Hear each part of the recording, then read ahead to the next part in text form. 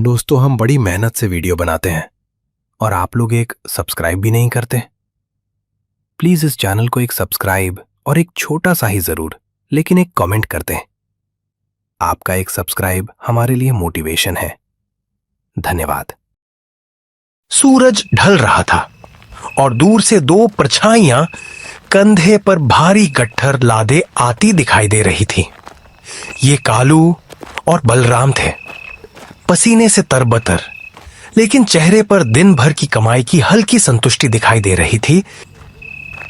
बलराम, आज तो पैर जवाब दे रहे हैं भाई। इस गांव से उस गांव, फिर कब बिलों की उबड़ खाबड़ जमीन, पर शुक्र है आज का कोटा पूरा हो गया। हाँ कालू, मेरी तो सारी साड़ियां बिक गईं। आज तो उन रेशमी साड़ियों की ऐसी मांग थी कि हाथ रुकने का नाम नहीं ले रहे थे। मेरा तो आज का हो गया।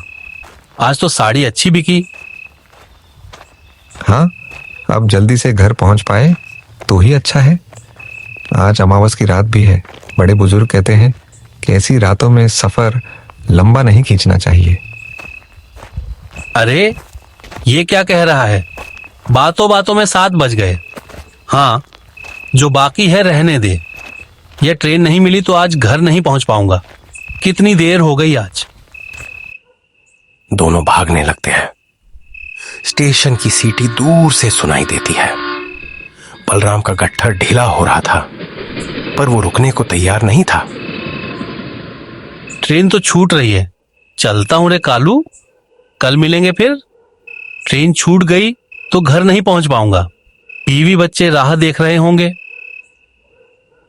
अरे अरे, ध्यान से जा, भीड़ बहुत है। ठीक ट्रेन में चढ़ा है ना, देख ले, जल्दबाजी में अनर्थ मत कर देना। बलराम ने पीछे मुड़कर नहीं देखा, वह बस दौड़ता रहा। कालू वहीं रुक गया। उसके मन में एक अजीब सी घबराहट थी। उसने बुदबुदाया, क्या पता ठीक ट्रेन में चढ़ा कि नहीं। ऐसे हड़बड़ी में चढ़ गया, कोई मुसीबत में ना पड़ जाए। बलराम ने चलती ट्रेन के पायदान को पकड़ा और अंदर कूद गया। उसने गहरी सांस ली। डिब्बे के अंदर की रोशनी मध्यम थी और पंखे चरमरा रहे थे। चलो, कम से कम चढ़ तो गया, वरना पूरी रात उस ठंडे प्लेटफॉर्म पर गुजारनी पड़ती। ट्रेन में चढ़कर बलराम ने देखा डिब्बे में 2-4 लोग ही बैठे थे। रात तब काफी हो गई थी। खिड़की के पास एक खाली सीट देखकर बैठ गया बलराम। दिन भर की थकान, साड़ियों का भारी वजन और भाग दौड़ ने उसे तोड़ दिया था। लोहे की पटरियों की खटखट की आवाज उसके लिए लोरी बन गई। उसे पता ही नहीं चला कि कब उसकी आंखें लग गईं और वह गहरी नींद में सो गया। अचानक एक भयानक चीख जैसी आवाज सुनाई दी। एक समय जोर से ब्रेक लगाकर ट्रेन एक स्टेशन पर रुक गई और उस झटके से बलराम की नींद खुल गई। उसका सिर सामने वाली सीट से टकराते टकराते बचा। ये क्या? ट्रेन ऐसे रुक क्यों गई? अभी तो हमारा स्टेशन आने में वक्त था। उसने खिड़की के शीशे पर जमी धूल को साफ किया। बाहर घना अंधेरा था। ट्रेन के अंदर लोग और कम हो चुके थे तब तक। पूरा डिब्बा खाली सा लग रहा था। दूर कोने में बैठा एक बूढ़ा आदमी भी गायब था।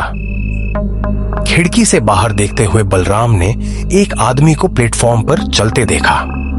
वह आदमी लंगड़ाकर चल रहा था और उसने फटे हुए कपड़े पहने थे। अरे भैया, ओ भैया, ट्रेन ऐसे क्यों रुक गई? क्या हुआ है? वह आदमी धीरे से मुड़ा। उसके चेहरे पर कोई भाव नहीं था। उसने सूखी आवाज में कहा, सामने लाइन पर एक हादसा हुआ है, सुना है? किसी की लाश मिली है पटरियों पर। देर हो गई ट्रेन छोड़ने में। क्या मुसीबत है? कितनी देर हो चुकी है? ऊपर से यह सब, घर पर सब परेशान हो रहे होंगे। इंतजार करते करते समय जैसे थम गया था। सन्नाटा इतना गहरा था कि बलराम को अपनी ही धड़कन सुनाई दे रही थी। थकान फिर से हावी होने लगी और एक समय फिर बलराम की आंख लग गई। जब बलराम की नींद दोबारा खुली तो नजारा पूरी तरह बदल चुका था। ट्रेन पूरी रफ्तार से दौड़ रही थी, लेकिन कोई आवाज नहीं थी। हवा में एक अजीब सी सड़न की गंध थी। उसने चारों तरफ देखा। डिब्बे में अब कोई भी नहीं था, सिर्फ वो अकेला बैठा था। ये क्या, बाकी सब लोग कहाँ गए? मैं अकेला, क्या सब उतर गए? एक हल्का डर सा छा रहा था।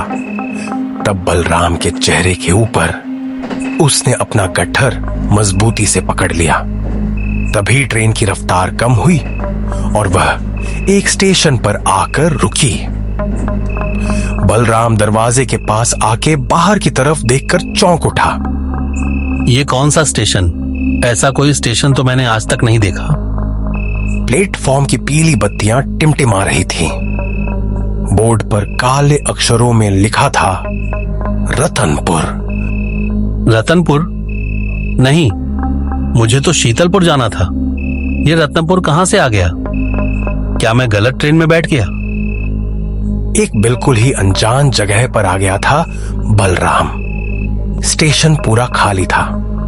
चारों तरफ घनी झाड़ियां और खंडहर जैसी इमारतें थीं। कुछ भी समझ नहीं आ रहा था उसे। अचानक प्लेटफॉर्म के आखिरी छोर पर उसे एक धुंधली सी रोशनी दिखाई दी। एक चाय वाला अपनी केतली लेकर जा रहा था। ओ चाचा, चाचा सुनते हो? रुको जरा। बूढ़ा रुका। उसकी पीठ बलराम की तरफ थी। कौन है इस वक्त यहाँ? मैं एक मुसाफिर हूँ। मुझे शीतलपुर जाना था, पर यह कौन सा स्टेशन है? समझ नहीं आ रहा कुछ। क्या आप मुझे बता सकते हैं? बूढ़ा धीरे से मुड़ा। उसकी आंखें धसी हुई थी। उसने कहा, शीतलपुर? ये तो शीतलपुर की लाइन नहीं है बेटा, ये रतनपुर स्टेशन है। रतनपुर? ऐसा किसी स्टेशन का नाम तो मैंने सुना ही नहीं था। ये कहाँ आ गया हूं मैं और कितनी दूर आ गया हूं? चाचा, यहां से शीतलपुर कैसे जा सकता हूं, बता देंगे? अब यहाँ कोई ट्रेन नहीं मिलेगी और अब कोई गाड़ी भी नहीं मिलेगी। यहाँ देर रात हो जाने पर इस इलाके में कोई भी नहीं रहता, कोई जीवित तो बिल्कुल नहीं। बलराम के रोंगटे खड़े हो गए। क्या मतलब, कोई जीवित नहीं रहता?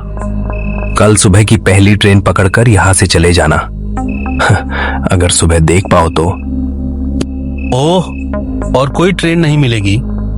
ठीक है, तो मैं स्टेशन पर ही बैठकर रात गुजार लेता हूँ। सुबह की पहली ट्रेन पकड़ूंगा। स्टेशन पर रुकोगे? आप सोच समझ कर बोल रहे हो ना? अभी 9:30 की आखिरी ट्रेन चली गई। 10 बजे के बाद स्टेशन पर कोई नहीं रहता और आप यहां रहोगे कह रहे हो? चले जाओ यहां से। इस स्टेशन पर रात में कोई जीवित इंसान नहीं रहता। बलराम मन ही मन काफी डर गया था, लेकिन इस अनजान जगह पर वो जाता भी कहां? बाहर तो सिर्फ घना जंगल और अंधेरा था। मैं वहां बेंच पर बैठकर रात गुजार लूंगा ना। आप चिंता मत कीजिए, मैं मेहनत करने वाला आदमी हूं, रात गुजार लूंगा। जो ठीक समझो, पर बाद में मुझे मत कहना कि मैंने सावधान नहीं किया था। चलता हूं मैं, अब और एक पल भी यहां रहना ठीक नहीं होगा। यह कहकर वो आदमी तेजी से चलता हुआ अंधेरे में गायब हो गया, जैसे वह जमीन में समा गया हो। पूरा खाली सुनसान स्टेशन और बलराम अकेला। सामने उसे एक टूटा फूटा बैठने की जगह दिखी। वह लकड़ी की बेंच आधी टूटी हुई थी। वहां जाकर वह बैठ गया।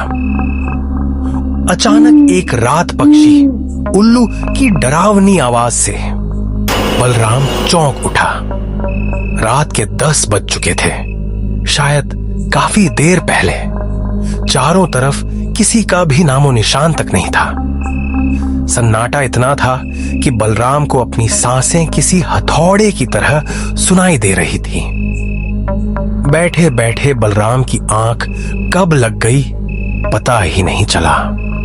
नींद में उसे लगा जैसे कोई उसके कान में फुसफुसा रहा है। अचानक दूर स्टेशन की पुरानी घड़ी में रात के 3 बजे की घंटी बजी और उस आवाज से उसकी नींद टूट गई। रात के 3 बज गए। बस अब थोड़ी देर और, सूरज निकलते ही यहां से भाग जाऊंगा। लेकिन जैसे ही उसने बगल में देखा, उसके फेफड़ों से हवा निकल गई।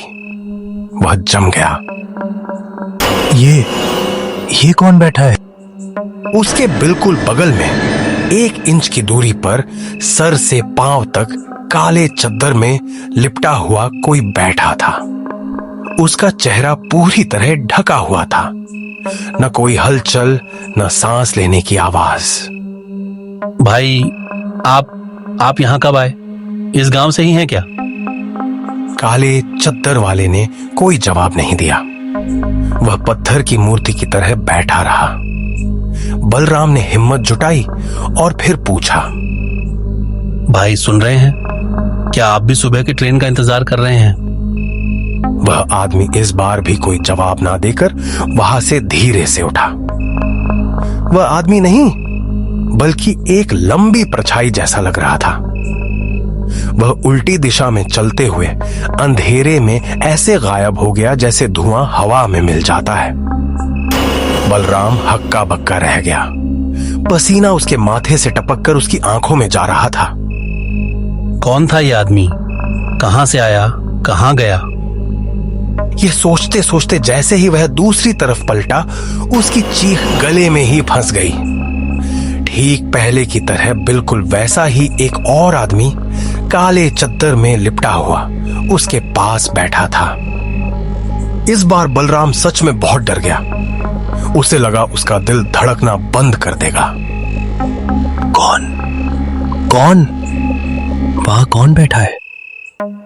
बलराम अब वहां नहीं बैठ सकता था। वह भागने के लिए उठा। उसका गट्ठर वहीं गिर गया। वह स्टेशन के दूसरे छोर की तरफ दौड़ने लगा। डर से उसका गला सूख गया था।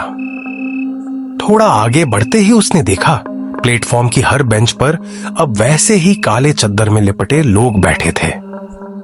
तभी उसे एक टूटी फूटी बैठने की जगह दिखी जहां एक आदमी लेटा हुआ था।